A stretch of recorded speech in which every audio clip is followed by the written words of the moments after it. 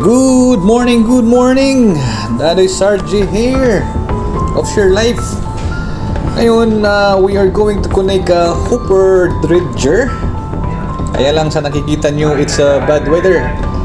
Bad weather po ngayon dito sa Middle East. Tinatawag nilang Shamal. So last na nakikita nyo na vlog ko, nakikita yung video ko, it was a very nice weather. Magandang panahon, parang nasa swimming pool lang. But this time, masamang panahon. Napakalakas. Ang hangin po nito ay around 24 to 26 knots.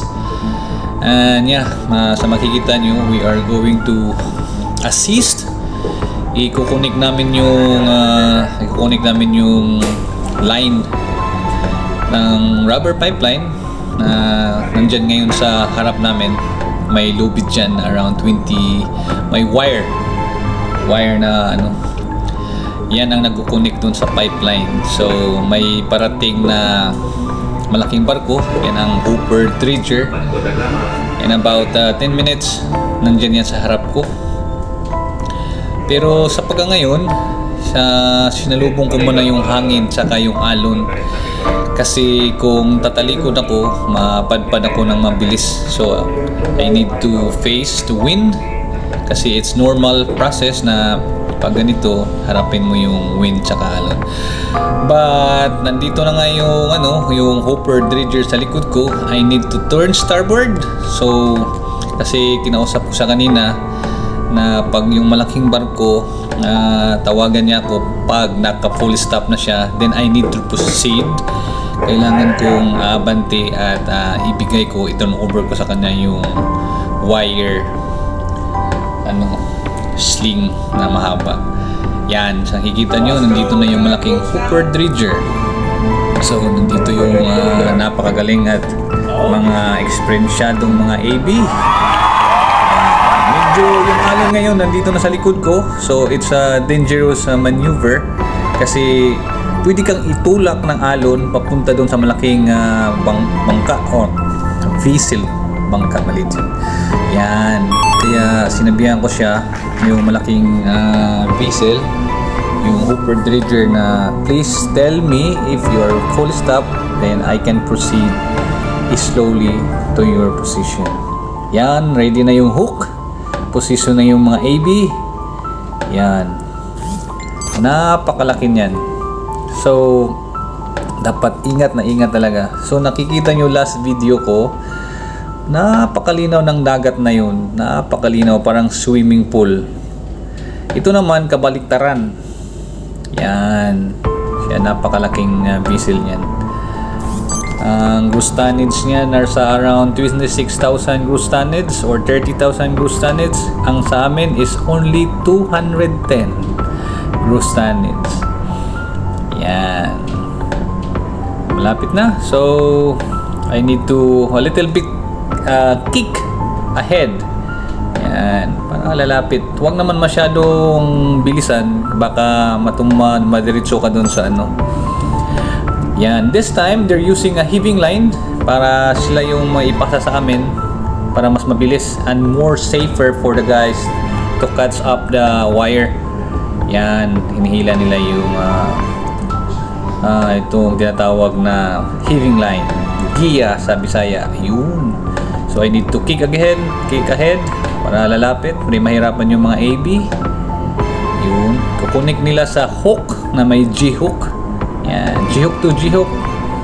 Then may cam fork dyan sa harap.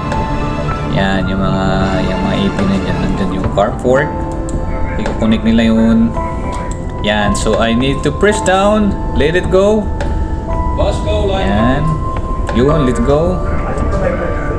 Yes, everything's clear. So I need to go stern, keep clear, kasi mag-forward yan siya para hilain niya yung malaking rubber pipeline. Nandito sa port side ko ngayon, makikita nyo ngayon pag ikot ko.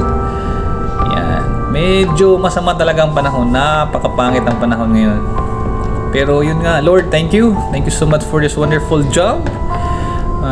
Be grateful na lang, kasi kung walang trabaho, walang pera.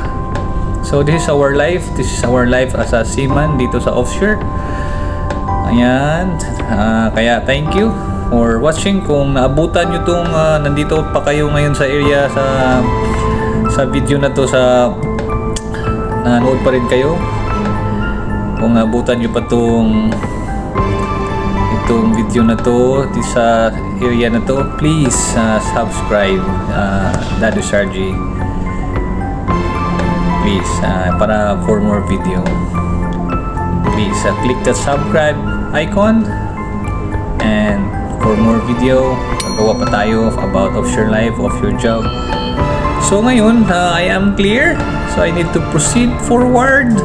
Yan, but we need to give, ibibigay namin yung wire. Oh, no, it's yung rope, kasi may rope dyan sa starboard, hinahawakan ngayon ng kasama namin. Nandito pala sa ilalim ng crane, hawak-hawak na kasi baka matangay ng alon.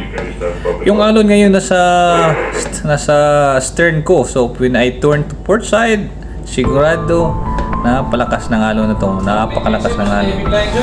Ito, slowly turning to port para ibibigay ko. Yan. Okay, ready na daw tayo. So I need to go to the port side para ibibigay ko. Yan. Kasi kailangan namin ibigay yung lubid, kasi yung lubid na yun, yan ang gagamitin nilang pangkunik doon sa wire na nandun sa seabed, nakakunik sa pipeline.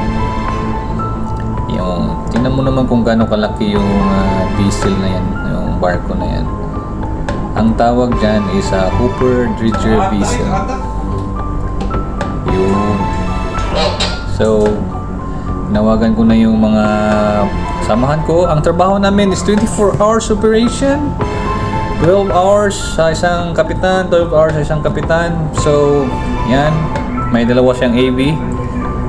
Yan, I need to go more forward para ibigay. So more safer, I need to alongside side. Sinabihan ko yung mga partner ko, alongside ko na lang para mas safer. Pero napakadelikado kasi napakasamang panahon. Yan. Yan na, ibibigay na nila. Napakalakas ng hangin, kaya ingat-ingat lang.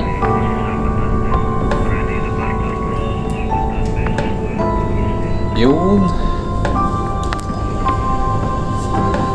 Ano nila? Yan. Napakalakas ng hangin. Natapon yung heaving line na tinapon nila nandun sa pupa. Mag-try ulit. Kasi tingnan nyo naman yung alon. Napakapangit ng panahon. But anyway, this is a part of our job. Non-stop operation. Kahit masama ang panahon, kailangan i-connect. Kasi ito nga yung purpose namin na as a multi-cat. We need to assist them. Yan. Na tinatangay ng malakas na hangin yung tinatapo nilang lubid para sa amin. Para yan, ginamitan na ng hook na kasama ko para makahuli niya. Sinampas na naman ng alon. Yan. Ay naku, ang hirap kumita ng dolyar. Tapos yun lang dating sa Pilipinas, mabilis lang maubos. Tingnan nyo guys kung gaano kahirap yung trabaho namin. Ito ang video na to ginawa ko para naman it's parang parang film showing sa mga bagong sasampa ng offshore job, tugboat, multi-cat, ang makakatulong sa kanila to. Yan, laban lang. Buka na nila yung nabigay na namin yung lubid, so we need to keep clear sa malaking barko, sa malaking Hooper Dredger vessel. And I need to turn to port side again, keep clear, and siguro it's time for breakfast. Nakakalula, pero I need to eat. And guys, thank you for watching. Thank you for the support Daddy Sarge. Salamat po sa hindi pa nakasubscribe. Please click that sub icon para naman lagi nyo makikita yung update ko sa mga bagong videos. This is about offshore life, offshore job, pero saan may mga about din sa buhay. Thank you so much. Thank you for watching this video. Salamat po. Please like and share kung gusto nyo. Share it, and thank you. Have a nice day and ingat po palagi. Salamat po.